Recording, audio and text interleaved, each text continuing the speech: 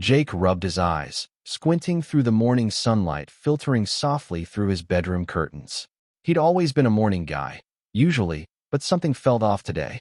He stretched, swung his legs over the bed, and reached for the cup of cold coffee still sitting on his bedside table from the night before. Taking a sip, he chuckled to himself, silently cursing his laziness for forgetting to brew a fresh pot. Yawning loudly, he shuffled downstairs, already mentally rehearsing his to-do list. Today marked the start of an important construction project. He'd finally landed that major renovation job he'd been chasing for months. A smile crept onto his face. Nothing could ruin his mood today, or so he thought. Stepping outside, he stopped mid-stride. His driveway, usually occupied by his trusty pickup truck, stood empty. Jake blinked rapidly, confusion taking hold as he stared at the barren slab of concrete. He spun around, looking up and down his street. Maybe he parked it on the curb last night, but the street was equally empty, aside from Mrs. Thompson watering her overly pampered roses and throwing suspicious glances his way. "Everything okay, Jake?" Mrs. Thompson called out sweetly, a thinly veiled curiosity in her voice. "My truck, it's gone," he replied, bewildered. "Oh," she said casually. "Karen had it towed last night. Said something about HOA guidelines. You really should read those newsletters she hands out." Jake's jaw nearly hit the pavement. Karen? HOA President Karen Holloway? The one woman who seemed to live exclusively to make everyone's life miserable? He clenched his fists, struggling to keep calm. How could someone tow his vehicle from his own driveway? Suddenly, his good mood evaporated like water on a hot sidewalk. Frustration boiling inside, Jake stormed down the perfectly manicured sidewalk toward Karen's immaculate house. Trimmed hedges, sparkling windows, a lawn greener than anything nature intended. Every blade of grass seemingly afraid to disobey Karen's iron rule. Approaching her front door, he hammered on it loudly, determined to confront this madness head-on. The door swung open, revealing Karen, dressed as if she expected royalty, pearls gleaming around her neck, her blonde hair immaculately styled. Her smile was wide and obnoxiously cheerful, her eyes sparkling with a smug victory. "Oh, good morning, Jake," she chirped. "To what do I owe this unexpected pleasure?" "Karen, did you seriously have my truck towed from my driveway?" Jake demanded, fighting to maintain composure. "Jake, dear," she said sweetly, her voice dripping with false sympathy. "It wasn't personal. According to HOA guidelines, vehicles larger than standard sedans must be garaged overnight. Your oversized truck clearly violates our community standards. As president, it's my responsibility, no, my duty, to maintain harmony in our neighborhood. Are you kidding me? That truck is my livelihood. You had no right." Karen held up her hand dramatically, silencing him with theatrical grace. "Rules are rules, Jake. If we abandon our standards, chaos will reign. Just look at Mr. Peters across the street. He's had that hideous garden gnome out front for weeks. One infraction leads to another. It's a slippery slope." Jake threw up his hands, utterly baffled. "My truck isn't a gnome, Karen, and it was parked in my driveway. This is ridiculous." "Jake, calm down," Karen said patronizingly. "You'll get your precious truck back after paying the towing fee and the HOA fine, of course." She leaned forward conspiratorially. "Consider this a valuable lesson in responsibility." Fuming, Jake stepped away as Karen closed the door, humming smugly. Neighbors had begun to gather, pretending to garden, jog, or walk dogs that didn't seem interested in walking, their eyes subtly pointed in Jake's direction. He suddenly realized he'd become the latest victim of Karen's infamous HOA drama, a spectacle for the whole neighborhood. Jake turned abruptly, almost colliding with Marty, his quirky but loyal neighbor, who'd appeared seemingly out of nowhere, holding a bright blue smoothie in one hand and binoculars around his neck. Marty took a sip, eyeing Jake thoughtfully. "Tough luck, buddy," Marty said sympathetically. "Karen's gone full dictator lately. Last week, she fined me because my mailbox was too cheerful. Said it clashed with neighborhood aesthetics." Jake sighed heavily, running a hand through his hair. "I can't afford delays today, Marty. This project could change everything for me. Now, because of some insane HOA bylaw, I'm screwed." Marty patted Jake on the shoulder, nodding knowingly. "Karen's out of control, but she's also smart. Evil genius type. We've got to beat her at her own game." Jake raised an eyebrow, skepticism clear. "You're suggesting I stoop to her level?" "No." Marty grinned mischievously. "We go even lower. Trust me, Sometimes the high road gets you nowhere, but a nice view of everyone else having fun. Jake chuckled despite himself, appreciating Marty's odd wisdom. All right, what exactly are you suggesting? Marty's smile widened. We dig through her rule book, Jake. If Karen wants to play by ridiculous rules, we use those same rules against her. You'd be surprised how quickly tables turn. Jake paused, considering Marty's proposal. He knew it sounded petty, childish even, but Karen had crossed a line. She'd attacked not just his truck, but his dignity. If Karen Holloway wanted a battle of absurdity, he'd give her one. All right, Marty. Jake finally agreed, determination replacing frustration. Let's do this. As neighbors pretended not to watch, Jake and Marty marched back toward Jake's house, a strange sense of empowerment igniting inside him. For years, Karen had ruled Willow Creek with a manicured fist, turning neighbors against each other over trivial matters.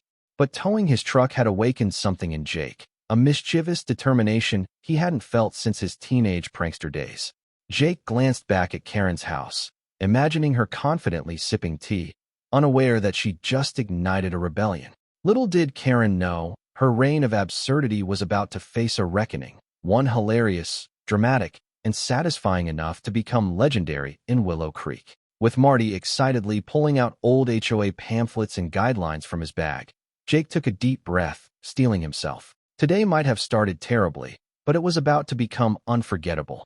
Karen Holloway wanted war, and Jake was more than ready to bring the fight straight to her manicured doorstep. Jake sat at his kitchen table, surrounded by stacks of pamphlets, newsletters, and rule books Marty had unearthed from his overflowing messenger bag. The table looked like the scene of a bizarre academic conspiracy. Papers scattered wildly, some stained with Marty's strange assortment of colorful smoothie spills. Marty himself seemed oddly excited, like a detective who just stumbled onto a monumental case. Jake, however, felt less enthusiastic. Every page they flipped through seemed more ludicrous than the last. Listen to this, Marty declared, pushing his glasses dramatically up his nose. No garden decorations shall exceed 15 inches in height or promote discord within the community. Discord? Who knew garden gnomes had that kind of power? Jake chuckled bitterly, leaning back in his chair. At this rate, I'm surprised we're even allowed to breathe without written permission. Oh, that's Rule 8B, Marty joked, scanning the pages again. Jake sighed, watching his friend's exaggerated gestures, and knowing Marty's quirky optimism was perhaps the only thing keeping his anger in check. He still couldn't shake the image of Karen's smug expression at her door. Marty suddenly paused, eyes widening behind his thick-rimmed glasses. He jabbed his finger at a particularly cluttered page. Jake, I think I found something. Jake leaned forward, skepticism battling curiosity. Marty cleared his throat theatrically, then began to read. The HOA president has authority to enforce guidelines, provided said guidelines are clearly communicated and formally recorded. Jake raised an eyebrow. So, Marty said dramatically, drawing out the suspense. When was the last time Karen actually updated the community handbook? Jake blinked, realization dawning slowly. He snatched up one of the older rule books. It was faded, slightly yellowed at the corners, and undeniably outdated. Flipping quickly through its pages, his pulse quickened. The guidelines Karen quoted earlier, the ones she'd used to justify towing his truck, were nowhere to be found. You're right, Jake breathed incredulously.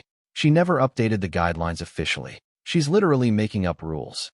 Marty grinned, taking another victory sip of his kale and banana smoothie. Looks like our Queen Karen just stepped into her own trap. Jake leaned back, heart pounding with excitement and disbelief. For months, possibly years, Karen had been terrorizing neighbors with invented rules, relying on fear and compliance to keep everyone in line. She'd become so confident she'd probably never imagined anyone would dig deeply enough to uncover her deception. I think we need to tell the neighbors, Jake said decisively. Karen thrives on secrecy and fear. If we expose her, the whole neighborhood might finally stand up. Marty nodded eagerly, already shoving papers into his bag. I'll set up a meeting at my house tonight. Discreetly, of course. The last thing we want is Karen finding out prematurely. As Marty rushed out, leaving a trail of stray papers behind, Jake felt hope stir inside him. For the first time, he could imagine Willow Creek as more than just Karen's personal playground. Still, he knew victory wasn't guaranteed. Karen was cunning, resourceful, and always one step ahead. That evening, Marty's living room filled quickly. Jake scanned the faces, some cautiously hopeful, others visibly anxious. Marty had decorated hastily, placing mismatched chairs and bizarre beanbag seats around the room, creating an awkwardly informal vibe.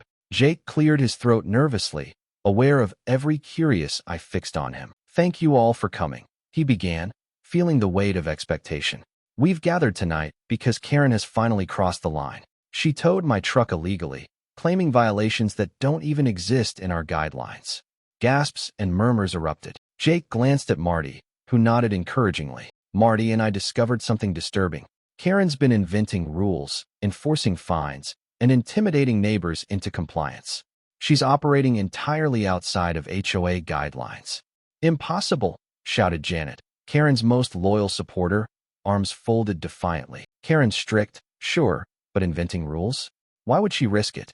Jake steeled himself, meeting Janet's skeptical gaze. "Because nobody dared question her until now. She knows the handbook hasn't been updated for years. She's counting on us not checking." Janet hesitated, doubt flickering across her face. Marty stepped forward, holding up a stack of old guidelines. "See for yourself, Janet. Everything's here. There's nothing about oversized vehicles or half the rules Karen has been enforcing." Suddenly, the door burst open dramatically, causing everyone to jump. Karen stood in the doorway, immaculate and imposing, her eyes narrowing sharply. Silence fell instantly, thick and uncomfortable. "Quite a gathering," she announced icily, stepping slowly inside. "I didn't receive an invitation." Marty swallowed visibly. "It was spontaneous." Karen smiled coldly. "Really? I see a lot of angry faces, Marty. Have you been stirring trouble again?" Jake stepped forward, determined to challenge her openly. "No one is stirring trouble except you, Karen. You've lied, manipulated, and invented rules to control this community. You had my truck towed illegally, and you know it." Karen's smile faltered briefly, but she recovered swiftly. "Careful, Jake. Accusations without proof are dangerous." "We have plenty of proof," Marty blurted confidently. "Your rules don't match any existing HOA records." Karen's expression darkened, eyes flickering briefly with genuine concern before settling back into careful composure. "Those guidelines were voted on, Marty. Perhaps you simply misplaced your documents." Jake felt the room's support wavering, fear creeping back into his neighbor's eyes. Karen thrived on exactly this uncertainty and intimidation.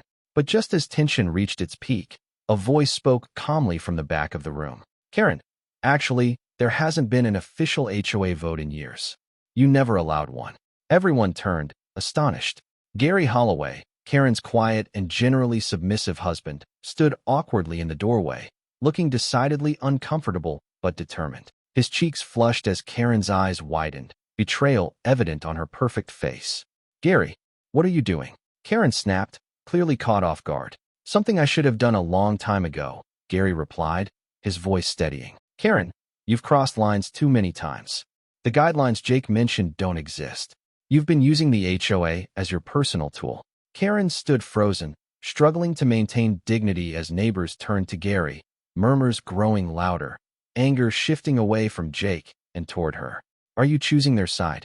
Karen demanded bitterly. Gary sighed deeply, a mix of sadness and resolve. "I'm choosing the truth." Karen's face turned pale, then flushed red. Without another word, she spun around, storming from the house. The door slammed shut, leaving stunned silence behind her. Jake shared a shocked glance with Marty, disbelief and relief washing over him. The battle wasn't over yet, but tonight had shifted the power balance dramatically. He'd begun the day angry and desperate, but now, as neighbors slowly broke into conversation and hesitant laughter, Jake felt more hopeful than ever. Karen's control was slipping, and the neighborhood finally had a fighting chance. Early the next morning, Jake woke to a strange but satisfying feeling of cautious optimism. The events of last night lingered vividly in his mind. Karen's shocked expression, Gary's surprising defiance, and the hopeful murmurs of his neighbors. Despite the lingering frustration over his towed truck, Jake felt renewed energy coursing through him, ready to tackle whatever chaos Karen might unleash next. As Jake brewed fresh coffee in his kitchen, his phone buzzed loudly on the countertop. He glanced at the screen to see Marty's name flashing urgently. Shaking his head, he answered with amusement. Marty wasted no time on formal greetings. "Jake, you won't believe this. Karen's been patrolling the neighborhood all morning, handing out violation notices like they are free samples at Costco. She's doubling down hard, Marty blurted breathlessly. Jake groaned inwardly, instantly annoyed yet unsurprised by Karen's stubborn retaliation. Of course she is. Did she tag you for something ridiculous again? Absolutely. She wrote me up for unauthorized bird feeders, Marty exclaimed incredulously. Since when do we need permission for bird feeders? The Cardinals are innocent. Jake chuckled, picturing Marty's earnest indignation. Yet beneath the humor, his frustration grew again. Karen clearly intended to punish everyone for daring to challenge her authority, proving she was more dangerous cornered than ever before. Jake sighed deeply, gathering his thoughts. All right, Marty, it's clear she won't quit without a fight. We need to expose her publicly, something so bold she can't spin her way out, Jake said determinedly. I'm listening, Marty said eagerly. Jake could almost see him leaning forward expectantly, notebook in hand. How about we give Karen a taste of her own medicine? Jake suggested, a sly grin forming on his lips. She loves rules so much, let's enforce them. Every single one. Exactly as they are written. There was a brief silence before Marty's excited laughter burst through the speaker. Brilliant. We beat her at her own ridiculous game. But we'll need evidence. Photographs, timestamps, everything. Jake agreed readily, energized by the sheer absurdity and potential brilliance of their plan. After finishing his coffee, he quickly grabbed his phone, stepped outside, and immediately began documenting every minor violation he spotted. He photographed Mrs. Thompson's recycling bin sitting a few inches too close to the curb, Mr. Wilkins's mailbox tilted suspiciously, and Janet's perfectly manicured hedges clearly breaching the height restrictions Karen herself had arbitrarily enforced. Soon, neighbors noticed Jake's unusual activity and approached him cautiously, curiosity evident in their expressions. When he explained the plan, reactions varied from hesitant amusement to enthusiastic support. Even Janet, previously one of Karen's staunchest allies, seemed intrigued by the clever reversal of Karen's tactics. Jake felt the neighborhood slowly shifting in his favor, united by humor and shared frustration rather than fear. Encouraged, he and Marty continued their meticulous work, collecting a mountain of petty infractions. As the sun dipped toward evening, Jake surveyed his collection of evidence. Marty sat beside him, sipping a strawberry pineapple smoothie, eyes twinkling with mischief. Suddenly, Marty straightened up, a gleam of inspiration flickering in his eyes. Jake, you realize the ultimate irony would be towing Karen's car, right? Marty whispered conspiratorially. Jake stared at him speechless for a moment, then burst into laughter at the absurdity of the suggestion. But the longer he considered it, the more tempting it became. If anyone had parking violations, Karen certainly did. Her shiny silver sedan routinely blocked sidewalks and extended inches beyond her driveway, an arrogance she believed nobody would dare challenge. Let's do it, Jake finally said, smirking mischievously. But not just Karen. Every single vehicle that violates her precious rules. Let's show her exactly what she's been doing to us. That night, under the glow of street lights and with Marty acting as lookout, Jake carefully documented each vehicle violation, sending detailed reports and photographs to a local towing service known for its ruthless efficiency. The towing company manager, sympathetic to Jake's plight after hearing the absurd details, agreed enthusiastically to act swiftly. Within hours, flatbed trucks silently roamed Willow Creek, whisking away cars parked inches outside the guidelines, Karen included. The following morning erupted into chaotic disbelief. Jake stepped outside, holding a mug of coffee, feigning innocence as neighbors ran frantically onto driveways and sidewalks, panic setting in when they discovered empty spaces where their vehicles had been. Jake noticed Marty dramatically emerging from his front porch, exaggeratedly feigning horror at his own empty driveway, putting on a convincing performance for anyone watching. From across the street came an ear-splitting shriek. Karen burst from her house, bathrobe flapping in the wind, curlers still dangling comically in her hair. Where's my car? Who stole my car? She bellowed furiously, rushing onto the driveway and spinning wildly, searching for an answer. Neighbors watched, some suppressing giggles, others openly grinning at Karen's dramatic display. Jake casually approached Karen, calmly sipping his coffee. Looks like someone enforced those strict HOA rules you love so much, Karen. Isn't consistency important? Karen whirled to face him, her eyes narrowing dangerously. You did this, Jake. You've crossed the line. No, Karen, Jake replied calmly. refusing to back down. You drew this line. We just finally decided to stand on the same side. Karen's fury simmered visibly beneath the surface. She knew she'd been beaten at her own game, at least temporarily, and the realization infuriated her. Jake watched his neighbors gathered openly, discussing Karen's hypocrisy, many finally voicing the frustrations they'd quietly endured for years. You all think this solves anything? Karen snapped bitterly, turning toward the growing crowd. Chaos is what you'll have without my guidance. Mark my words, you'll regret this. She turned sharply and stormed back inside her house, slamming the door so hard a decorative wreath bounced off and fell to the porch, a comedic punctuation mark to her exit. Jake glanced at Marty, both of them breaking into relieved laughter. Today, they'd achieved something remarkable. Karen had finally experienced the frustration she'd inflicted on everyone else. Willow Creek had tasted rebellion, and despite Karen's threats, Jake sensed the neighborhood would no longer tolerate tyranny. Yet he also knew their victory remained fragile. Karen wasn't someone who surrendered easily. She would retaliate, likely more fiercely than before. But for now, Jake allowed himself a moment of quiet triumph. Karen had initiated this absurd battle, but Jake had proven himself capable of playing her ridiculous game and winning. By mid-morning, Willow Creek had become a spectacle of frustrated neighbors wandering aimlessly in their driveways, gesturing furiously at the empty spaces where their beloved vehicles once sat. Jake observed the scene from his porch, amused yet growing increasingly uneasy as the magnitude of the chaos he'd orchestrated settled upon him. Marty stood beside him, nervously chewing on a granola bar, his eyes darting between neighbors, clearly unsure whether to laugh or run for cover. Jake's brief moment of triumph quickly evaporated when he saw Janet storming toward him from across the street, anger radiating off her petite frame like heat waves. She'd clearly figured out who had caused this chaos, and from the look on her face, forgiveness wasn't on the agenda. "Jake, this is absurd," she shouted, throwing her hands into the air dramatically as she marched toward him. "I can't believe you did this to us. To your own neighbors.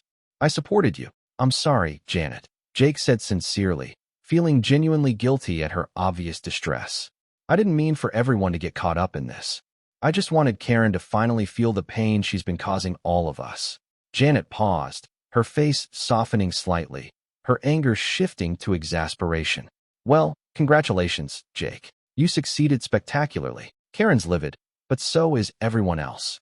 If you don't fix this quickly, the neighborhood is going to turn on you just as fast as they did on her." Janet stormed off again, leaving Jake standing awkwardly on his porch, acutely aware of the numerous hostile glances now aimed in his direction.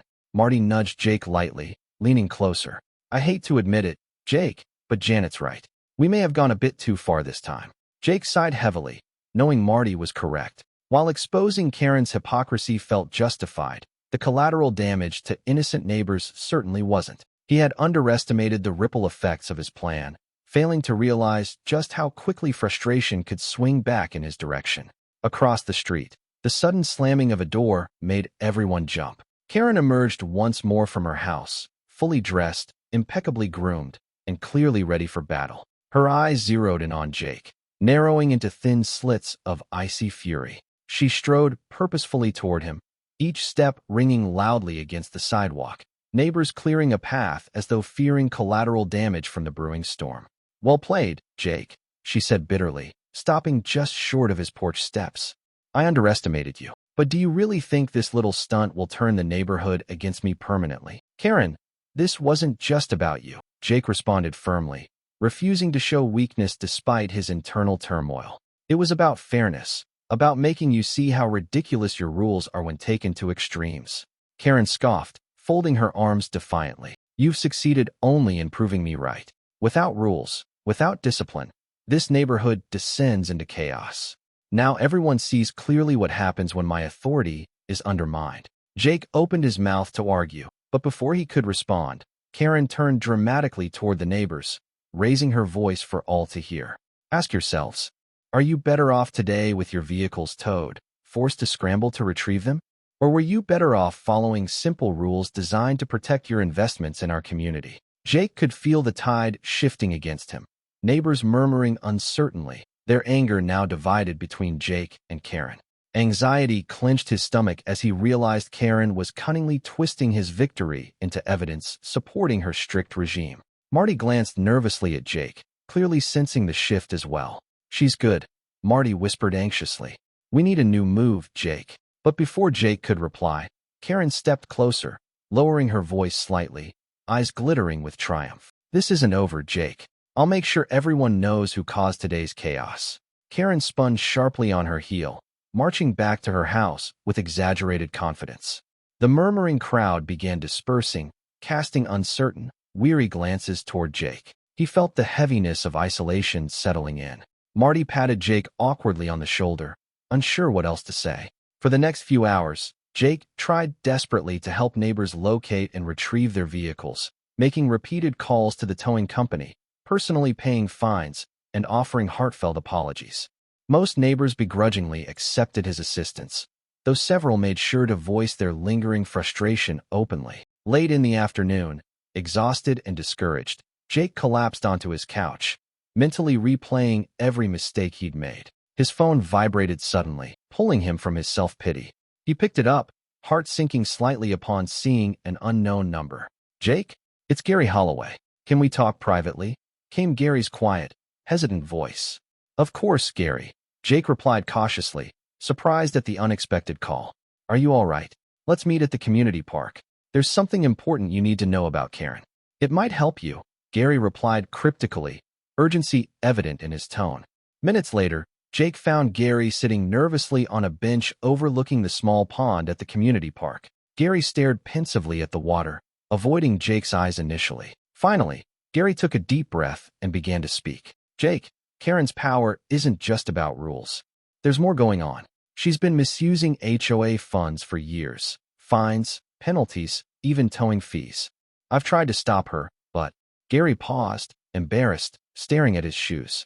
"She always intimidated me. But after yesterday, seeing you challenge her, I realized it's now or never." Jake stared at Gary, stunned by this unexpected revelation. Karen had always seemed controlling, but embezzlement was far worse than he'd imagined. He felt a renewed surge of determination to end Karen's reign of intimidation permanently. "Do you have proof, Gary? Records? Emails? Anything?" Jake asked urgently. Gary nodded solemnly. "Bank statements, ledgers, everything. I'll give you all of it, Jake. But understand, this will escalate things. Once she realizes what we've done, there's no turning back." Jake met Gary's anxious eyes, understanding the gravity of what lay ahead. Taking down Karen wouldn't just end petty power struggles. It could profoundly change Willow Creek forever. "I'm ready," Jake assured him firmly. "It's time Karen faces the consequences." Gary sighed, visibly relieved. Jake knew that what came next would be even more chaotic and uncertain. Still, at least now they finally had a real chance to stop Karen Holloway once and for all. Jake spent the next evening poring over the stacks of documents Gary had handed him. Each page revealed another shocking layer of Karen's carefully concealed deception. There were receipts from questionable transactions, inflated landscaping fees, suspicious withdrawals labeled vaguely as community expenses, and a steady stream of money moving toward accounts that clearly belonged to Karen herself. Each document deepened Jake's outrage, and the sheer scope of her misconduct was staggering. Karen hadn't just been abusing her power, she'd been systematically robbing the community for years. Feeling the weight of this discovery, Jake leaned back, rubbing his temples as fatigue and frustration gnawed at him. Marty paced anxiously around the room, occasionally stopping to peer over Jake's shoulder, shaking his head in disbelief every few moments. "This is huge," Marty muttered nervously, pausing his pacing just long enough to sip from yet another strangely colored smoothie. "I mean, I knew she was shady, but outright theft? That's a whole new level of villainy." Jake nodded grimly. "Exactly. It explains why she was so aggressive with those fines and towing fees. She's been lining her own pockets the entire time. We need to confront her in front of everyone. People deserve to know the truth." "You mean another HOA meeting?" Marty asked hesitantly, a nervous twitch at the corner of his mouth betraying anxiety about another confrontation. "Last one didn't exactly go smoothly." "Not a meeting," Jake replied with firm determination, eyes gleaming with sudden inspiration. "This time, we'll do it publicly. Outdoors, where Karen can't twist the narrative. She's good at controlling meetings. This time, we'll confront her on neutral ground." Marty hesitated, then slowly nodded. It's risky but bold. Exactly what this situation demands. 2 days later, the neighborhood gathered at the community park in response to Jake's invitation, whispered curiosity hanging heavily in the air. Some neighbors exchanged cautious glances, while others openly speculated about the purpose of this unusual gathering. Karen, suspicious yet confident, had shown up, impeccably dressed, her presence both intimidating and oddly regal. Beside her stood Gary, looking profoundly uncomfortable but determined. Jake stepped forward, his heart pounding, palms sweating, as he addressed the growing crowd. He held the thick folder tightly in his hand, aware of the weight it carried, not just of evidence, but the trust and future of the neighborhood itself. Thank you all for coming, Jake began, voice clear and steady. I realize many of you are angry, confused, or frustrated after recent events. But there's something critical you all need to know, something even more troubling than the towing fiasco. A ripple of tense whispers spread quickly through the crowd. Eyes widened, heads turned, and a murmur rose as curiosity intensified. Karen stood silently on the outskirts, arms crossed defensively, watching him with narrowed eyes. Jake continued, focusing his gaze directly on her. For years, Karen has demanded fines, enforced punishments, and issued penalties under supposed HOA guidelines. Guidelines that, as many of you recently learned, never actually existed. But her misconduct goes far beyond inventing rules. Karen has systematically stolen HOA funds, manipulating penalties, and towing charges to enrich herself personally. Gasps filled the air, some faces reflecting shock, others skepticism. Karen scoffed loudly, stepping forward with calculated arrogance. This is utterly ridiculous, Jake. You've clearly lost your mind, accusing me of financial crimes because you dislike my enforcement of rules. Pathetic. Jake remained calm, handing the thick folder to Marty, who eagerly began distributing printed evidence to neighbors. Gary stepped forward nervously, clearing his throat. Everything Jake says is true. These documents prove Karen's been using HOA funds, penalties, towing fees, everything, to personally benefit herself. I'm sorry I remained silent so long, but enough is enough. Karen spun around, eyes blazing with fury, as neighbors eagerly flipped through evidence, shock spreading across their faces. Voices erupted, accusations quickly spiraling into angry demands for explanations. Karen snatched a paper from Janet's trembling hand, eyes scanning it quickly, her face growing paler by the second. These documents are forged. Karen snapped desperately. Jake is manipulating all of you. Forged. Gary stepped forward again, voice shaking but firm. Karen, these records were kept by you personally. Your signature, your handwriting, everywhere. You can't escape accountability this time. Karen stumbled backward slightly, her composure cracking under mounting pressure. Her carefully constructed facade began collapsing as neighbors turned furious, their anger no longer directed toward Jake, but toward the woman who had deceived them for years. You stole from us, Karen? Janet demanded, betrayal evident in her trembling voice. We trusted you. I protected this neighborhood. Karen shouted back desperately, losing her composure. Without me, you'd live in chaos. Yards filled with tacky decorations, oversized vehicles parked everywhere, unchecked madness. Her words hung awkwardly in the silence. Neighbors exchanged uncomfortable glances, finally seeing the depth of her obsession clearly for the first time. Karen, Jake said quietly, stepping forward calmly. It's over. You don't get to decide how we live. You never did. You turned neighbors into enemies, exploited people's trust, and made our community miserable for your own benefit. Karen glanced around frantically, seeking support, finding none. Even her staunchest allies stood in stunned silence, staring down at the documents, reality settling in. Finally defeated, Karen lowered her head, hands trembling. It wasn't supposed to go this far, she whispered, voice barely audible, suddenly vulnerable. It started with small things, tiny fines here and there. I never intended. But you did. Jake interrupted softly but firmly. And it's gone on for far too long. It's time you face the consequences. 2 police officers quietly entered the park, summoned earlier by Gary. Their presence caused whispers and gasps throughout the crowd. Karen's eyes widened in shock as realization hit her. Without another word, she stood silently as they approached, calmly but firmly escorting her away from the stunned crowd, marking the end of her reign over Willow Creek. Neighbors stood frozen, processing the surreal scene, disbelief mixed with relief. Marty broke the awkward silence first, raising his smoothie cup dramatically. Well, that's one way to end a dictatorship. Laughter rippled softly, tension slowly easing. Jake felt relief wash over him, a mix of exhaustion and satisfaction settling in. He watched Karen's figure retreating, feeling both vindicated and saddened that things had come to this extreme. But there was no other choice. Justice required difficult decisions. Gary approached quietly, his expression relieved yet heavy. Thanks, Jake. I don't think anyone else could have done this. You did your part, Jake replied sincerely, nodding in gratitude. Without your courage, none of this would have happened. As neighbors began dispersing, talking quietly among themselves, Jake felt a profound shift occurring within the community. Conversations turned toward healing, reconciliation, and cautious optimism. Marty stepped beside him, looking unusually reflective. You did the right thing, Marty said softly. Now comes the hard part, repairing trust. Jake sighed deeply, gazing around at the once divided neighbors now unified in confusion, relief, and newfound understanding. Willow Creek had endured an exhausting journey, but finally, the worst seemed behind them. Yet Jake knew challenges still lay ahead. The community needed guidance, healing, and reassurance. But today marked a significant turning point, a victory built on truth and courage rather than fear and manipulation. Jake had helped break Karen's iron grip, exposing her corruption for all to see.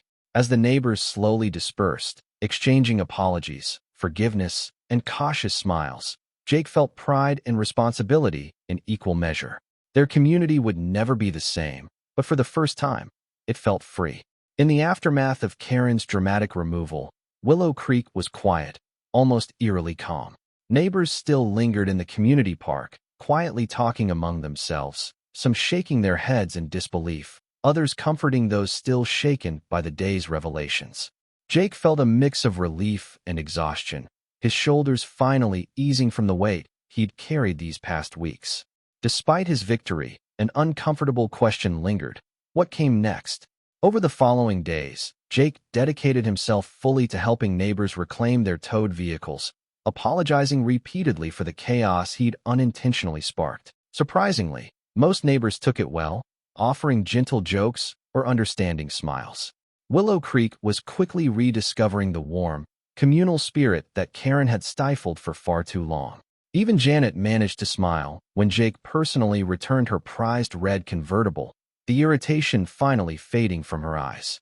On a sunny Saturday morning, Gary knocked hesitantly at Jake's front door. Jake invited him in warmly, grateful for his continued friendship after everything they'd endured together. Gary seemed nervous, fidgeting uncomfortably with his glasses, clearly struggling with what he was about to say. Jake, the neighbors met last night.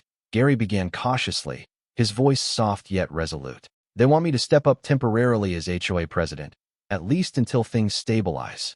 Jake grinned broadly, relieved and unsurprised by the community's choice.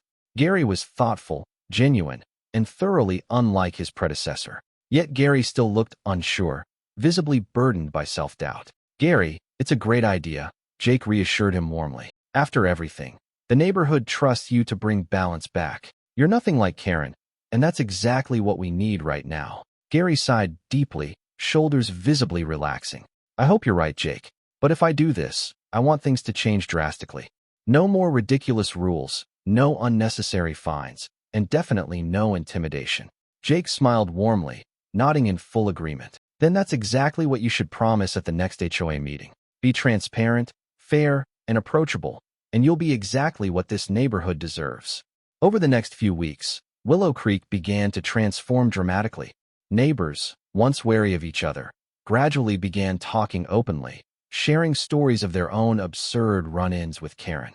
Humor became their therapy, laughter slowly healing the fractures left by years of fear and mistrust. Marty, forever the neighborhood character, even organized a quirky neighborhood cookout to celebrate their reclaimed sense of community. At the cookout, Jake stood back, observing neighbors chatting happily, children laughing freely, and Marty cheerfully blending bizarre smoothies for everyone brave enough to try them. Even Mrs. Thompson had relaxed enough to joke about her roses surviving Karen's reign. Gary, though still a bit shy, mingled comfortably, warmly greeting neighbors, and easing seamlessly into his new role. As Jake watched the joyful gathering, he felt contentment bloom within him. What started with frustration and anger over his towed truck had somehow transformed into this, a vibrant, reunited neighborhood where kindness and genuine friendship prevailed. Though unintended, Jake's actions had ultimately sparked positive change. Who knew chaos could be so therapeutic? Marty quipped cheerfully, handing Jake a suspiciously neon green smoothie. Jake took a cautious sip, instantly regretting it, coughing dramatically as Marty laughed heartily. "Come on, Jake. Kale and pineapple are great for stress." Jake laughed, shaking his head fondly at Marty's relentless optimism. Just then, Janet approached him hesitantly, holding her own smoothie with wary suspicion. "You know, Jake," she said warmly, "despite everything, you were right. Karen needed to go. And honestly, it feels wonderful to laugh again without fearing a penalty notice afterward." Jake smiled gratefully, appreciating the found acceptance. "Thanks, Janet. I never meant to cause anyone trouble. I just wanted us to finally have peace." Janet chuckled softly. "Well, peace looks good on Willow Creek. Let's make sure it stays that way." Suddenly, a familiar tow truck rumbled loudly down the street, startling everyone. Jake's stomach lurched briefly, fearing the worst, until laughter erupted as neighbors realized whose vehicle sat atop the truck's bed. Karen's shiny silver sedan, finally returning from the impound lot weeks overdue. The tow driver stepped out, handing paperwork to a surprised Gary. "You must be the new HOA president," the driver said dryly. "This one was mistakenly left at our yard for a bit too long. Figured you folks might want it back eventually." Gary smirked knowingly, nodding toward Jake. "Actually, maybe our friend Jake should deliver it personally." Neighbors broke into amused cheers, enthusiastically supporting the poetic justice of Jake personally returning Karen's car. Jake laughed heartily, accepting the keys graciously, though somewhat reluctantly. Marty nudged him teasingly, eyes gleaming mischievously. "Guess it's only fair you finish what you started," Marty joked, grinning widely. "Who knows, maybe she'll offer you tea?" Jake climbed into Karen's sedan, driving slowly toward her now noticeably less intimidating house. Approaching the driveway, he saw Karen standing silently on her porch, arms crossed defensively, watching him wearily. He parked, stepping out and meeting her cautious gaze. "Returning your car, Karen," Jake said calmly, holding out her keys respectfully. "The neighborhood's moving forward. We'd all like you to be part of it, differently this time." Karen took her keys quietly, appearing uncertain, vulnerable, no longer the domineering figure she'd always portrayed. After a long silence, she finally spoke softly. "Jake, perhaps I misunderstood what it meant to lead. I thought strictness was necessary. Clearly, I was wrong." Jake nodded, appreciating her rare humility. "We don't need perfection, Karen.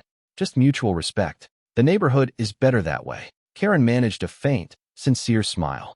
"Maybe one day I can earn back their trust." "You will," Jake assured warmly, smiling gently. "Stop by, join the cookout.